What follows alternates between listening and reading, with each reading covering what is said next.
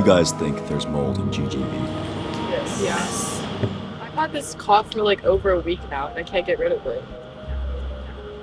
I had pink eye twice, and I had a sinus infection too, and probably something else.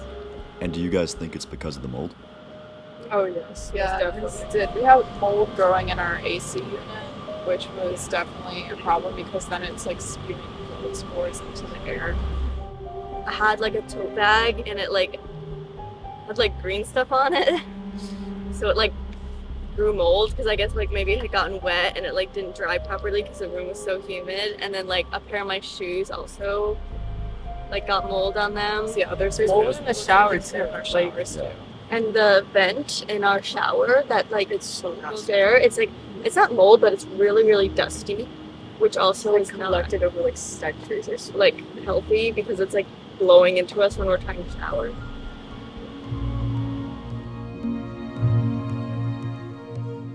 We, the video journalists of the Flat Hat, set out to verify whether the suspicions of GGV residents were true. Is the mold of Green and Gold Village simply a long-rumored hoax, or a grim reality that continues to plague William & Mary freshmen with runny noses and pink eyes to this day? First, we intend to hear the voice of a William & Mary student who believes they were directly affected while residing at the college. In my freshman year, I was in Green and Gold Village. So there's some of the oldest dorms on campus, very small. There's positives and negatives to that, of that you're very close to everybody, so it kind of feels like living in the same house. But at the same time, the mold was definitely a serious issue. I had like almost never been sick throughout all of high school, right? And I spent like a total of like 2.5, 3 months, like, sick throughout GGV. And the other thing is, I do have kind of a sense of like, everyone kind of knows about it, right? Like, not, okay, GGV is like old and stingy, but like even like at the wellness center, like you tell them you live in GGV and they're like, well, it's probably the mold, But I do remember after being in my room like a couple days, like I'd start sneezing, to the point where me and my roommate actually got a window unit. We thought that might make it better, but it didn't really. I am allergic to like grass, some grasses. So part of it is probably just allergies. Part of it is, just being at college, right? Everyone's sharing germs and stuff like that. But I think definitely part of it was some type of sanitational things related to the buildings. The bathrooms are very old, the buildings themselves are very old, and like the ceiling tiles, right, have been like moved around. Some rooms are missing the tiles, and so I could definitely see like even just dust in the buildings, when you walk around. Also could accumulate. Like there's dehumidifiers in the basements of all the buildings, so they weren't like always on, and so I could definitely see that as well. Like if not mold, something else caused by the humidity. So sanitation workers themselves who would come in and do the general cleaning did a great job. I don't actually know how to get mold out of a building. If you can't, I think tearing them down and putting up new housing is the way to go. And if you're going to keep a building for 10 more years, then making sure it meets the standards that it should be meeting for the students. Concerned by the stories told by those affected by the supposed mold outbreaks, we reached out to Residence Life for further comment. This is how they responded.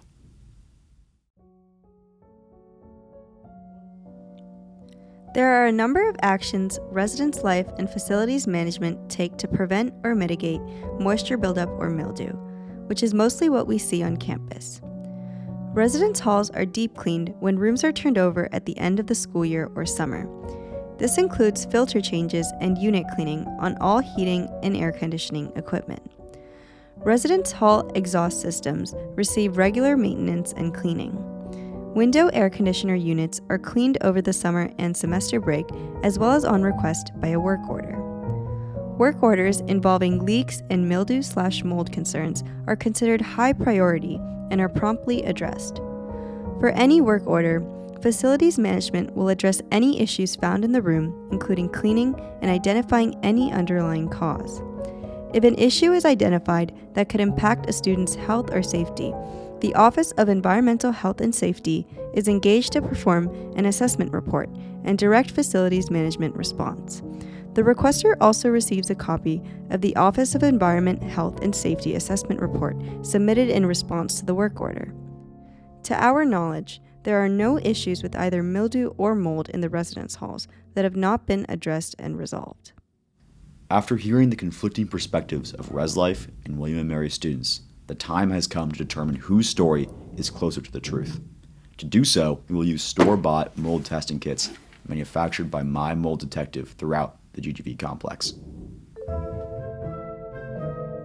In particular, our investigation concerns whether Stachybotrys chartarum, commonly known as black mold, is present in the complex. While not scientifically proven, it is heavily believed that black mold may cause symptoms such as coughing, sneezing, difficulty breathing, and eye irritation, many of which are consistent with those described by the residents we interviewed. We began our investigation in an infamous GGV common area, the basement, a dimly lit space with strung-up lights and a closed-off bar, indicative of the dorm's past life as a fraternity house. The area is believed by many residents to contain black mold. The air test works by attaching a filter cassette piece to a light vacuum, which sucks in surrounding air, trapping any present airborne particles. With the click of a button, the test began collecting the surrounding air. While the process is invisible to the human eye, the vacuum's roar echoed in the basement. After about 2 minutes, the test was complete. We collected the cassette, placed it in its container, and prepared to send it to the lab for further analysis. Afterwards, we headed upstairs to a notoriously grim GGV space, a rite of passage for the unlucky group of William & Mary freshmen who reside in this cinder block fortress, the hall bathroom. Using a swab test, we hope to determine whether black mold could be found on the floor of the space. The swab test is an adhesive sheet that's attached to a surface. Once attached, the test is removed, collecting any mold or allergens that are present on the surface. Like the air test, it is then sent to the laboratory to determine whether mold is present. We also conducted a second air test in the bathroom space, once again preparing the sample for delivery to the lab. We then made our way to a student dorm room where we conducted our third and final air test in the building. The dark, gloomy room served as a fitting backdrop for the potential of dangerous mold lurking in its nooks and crannies.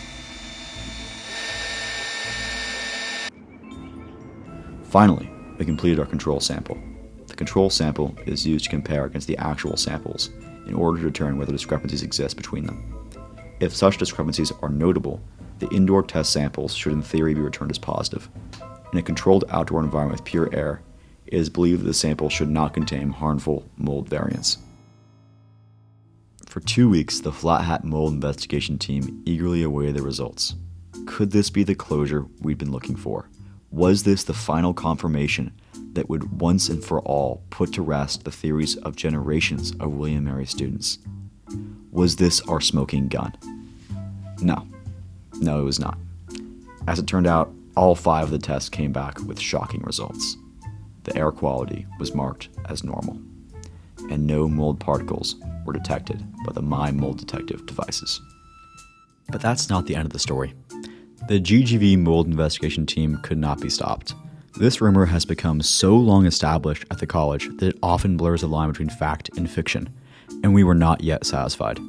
One round of testing was not enough to definitively declare the GGV mold epidemic a hoax. There had to be something more that we could do. We had to investigate further. In November of 2024, we were put in contact with a biochemistry student by the name of Kylie McCoy, who helped us conduct swab tests of various locations throughout the Lion K unit of Green and Gold Village.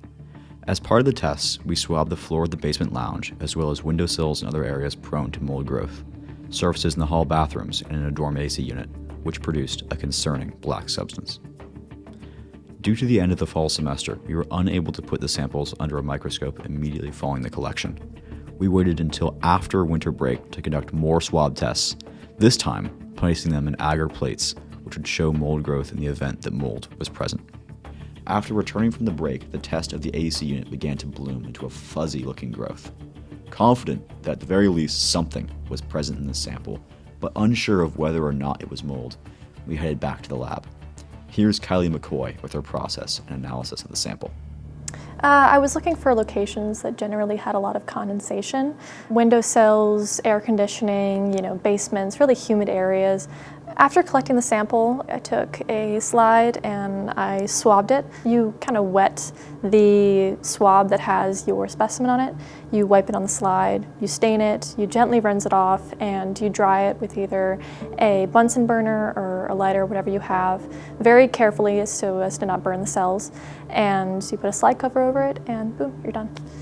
I did 2 slides per location, and I stained one with methylene blue and I left one normal just to kind of see what would happen. Methylene blue, it stains the cell wall because it's a little bit permeable, and it goes from being translucent to visible. It allows us to see what we have. We used a oil immersion microscopy, a higher level magnification that allowed us to have 1000x magnification, and we used a type B immersion oil, which is usually a bit thinner, and it really allowed us to see what was going on. We took some pictures, and I'm going to send them off soon.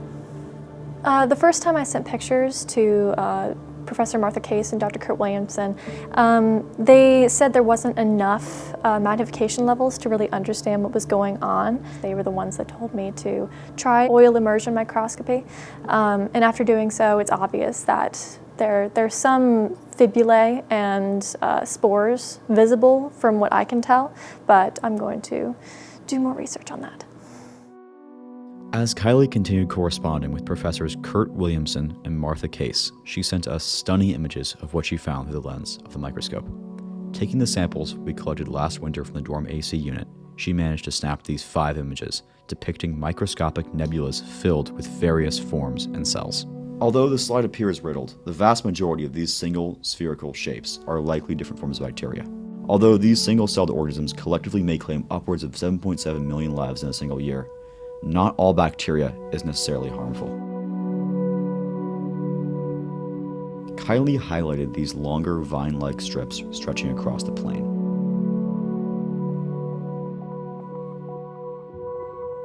Here are images of Stachybotrys chartarum, black mold, juxtaposed to our images. Confident that we found some species of mold, we decided to consult the professor on the findings. So my name is Mark Forsyth. I'm a professor of biology, and my area of expertise is microbiology, specifically medical microbiology.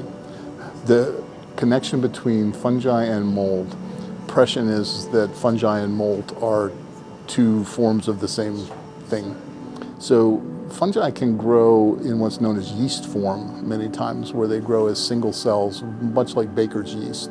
When the colonies have grown to a certain density, then they become visible. And they oftentimes have colors, sometimes black, which is not necessarily a mold that you want to see growing. So for the most part, mold spores can elicit allergy reactions for most people. That's part of the biggest problem. But fungi can infect people and cause anything from things like athlete's foot, for instance, or they can be much more serious, like mycotic infections that can get into bones and soft tissues and be lethal. Because mold are eukaryotic organisms, they are larger than the typical microbes that people think about as bacteria. So, and again, it depends on the form that it's growing in. If it's growing in the yeast form, they kind of look spherical or maybe slightly oblong. The mycelial forms look like a network, fingers stretching out. So no, it's pretty impossible with any microorganism to differentiate just based on shape or size or color, because there are so many different species that can look very, very close, if not identical to one another. So the gold standard is always DNA sequence. So there are conserved sequences of DNA within eukaryotic cells, all eukaryotic cells, including yours and mine, called 18S, ribosomal RNA sequences, that are similar enough that you can amplify all of them in the laboratory, but different enough that when you sequence them, you can find specific DNA sequences which are diagnostic of one particular species and no other species. So, and I looked at these on the microscope, and to me, these do not look like mold. My estimation of these is that these are bacteria. The morphology, but mostly the size, is what's telling me that those are bacteria. Some of the larger clumps, like I'm seeing in this one, are. It's hard to say, but it could, and in my very unprofessional opinion when it comes to mold, this is still just a clump of bacteria. Yeah, so there's nothing here I can definitively say is mold. I can definitively say that there are bacteria in here. So what was probably sampled was a bacterial colony. something growing in the air duct.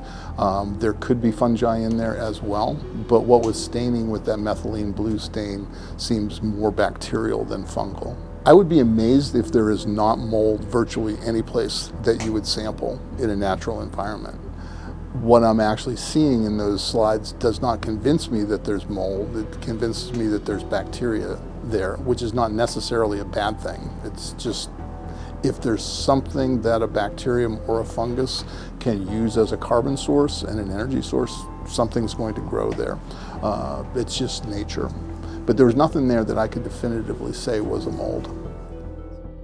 While Professor Forsyth's opinion casted doubt on the presence of mold in our samples, the results of the Agar plates said otherwise. Agar provides a surface conducive to the growth of bacteria and fungi. These plates are useful in determining whether mold exists in the swab sample, as even a tiny amount of any mold species will expansively grow into a visible colony, nesting on the yellow, jelly-like substance. Once collected, we stored the plates in a dark, warm environment for several days. Kylie then proceeded to send images of the growth to Kayenko, a company that offers mold identification based on images. Kayenko's resulting analysis revealed the presence of several mold genera and species, and spurred a shocking realization: Stachybotrys chartarum wasn't the only harmful mold variant in our midst. In the dorm AC unit, the company found Penicillium, mucor, bacteria, and yeast.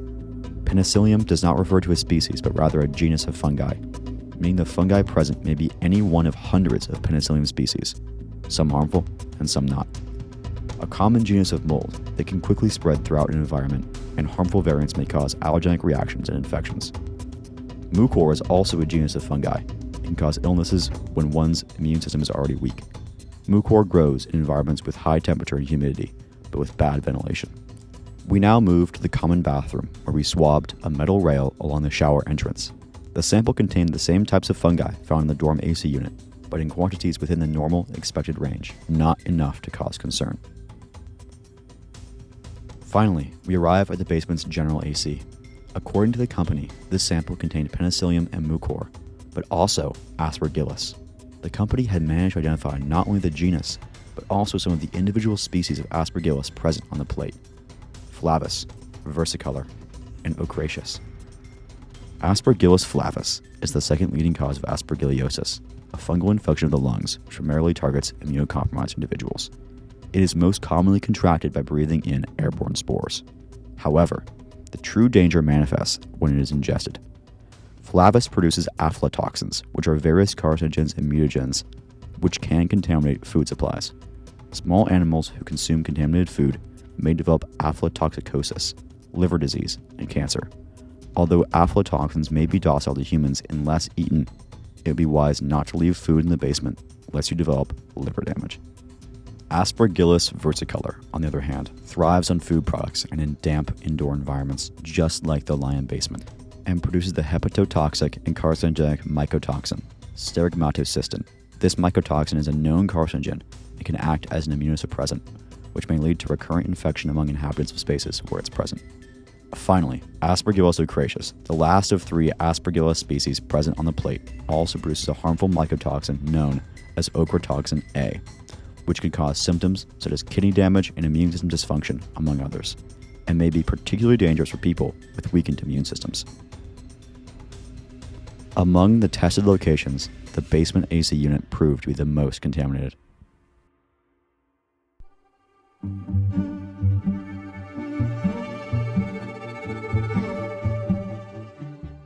Is there mold in GGV?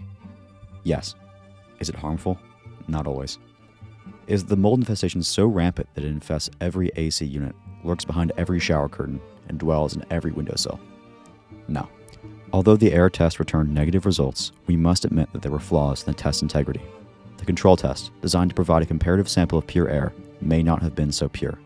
A fire in the Fiji house's outdoor barbecue the night prior, and a laptop exploding moments before, may have altered the area where the air test was conducted. Still, it is plausible to assume that there weren't any particularly contagious airborne particles present at the time of the test. Mark Forsyth, a bacteriologist with expertise in the analysis of microorganisms, stated that there was no definitive evidence of mold in the samples provided. However, he concedes that mold is likely present in many environments, but presence does not equal danger. Not all mold species are harmful, And while the results of the Agar plates show that harmful mold species are present in locations such as the basement and the dorm AC, it is unknown whether those species populations are currently large enough to pose an immediate threat towards health and safety. Note that in many cases of mold growths that do produce harmful mycotoxins, they may only pose serious health risks if directly ingested or inhaled, especially by someone with pre-existing health conditions or a weakened immune system. Finally, we must acknowledge the limitations of our own tests. If one definitively wanted to conclude the safety of the dorms, one would have to test several AC units, basements, and bathrooms across all the GGV towers. Our findings only reflect results from 2 dorm rooms, 2 bathrooms, and 2 basements.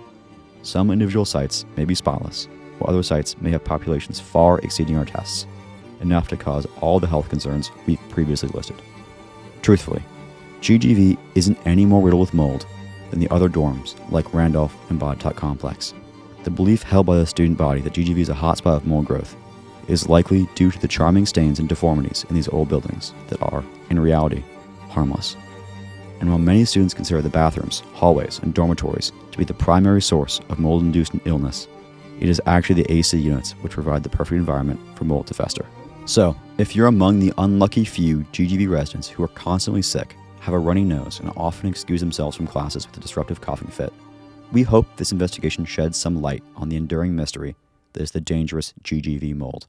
This story began when one man set out to examine the sanitation practices of ResLife, and after a nearly 2-year-long investigation into the infamous Green and Gold Village, we can say with confidence that the Residence Life team may not be the villain that many chalk them up to be. With the historic dormitories set for demolition at the conclusion of this year, whatever harmful mold variants may be lurking within the prison-esque cinder block walls will be going down with them, along with the experiences, good and bad, of those who called them home for over 60 years.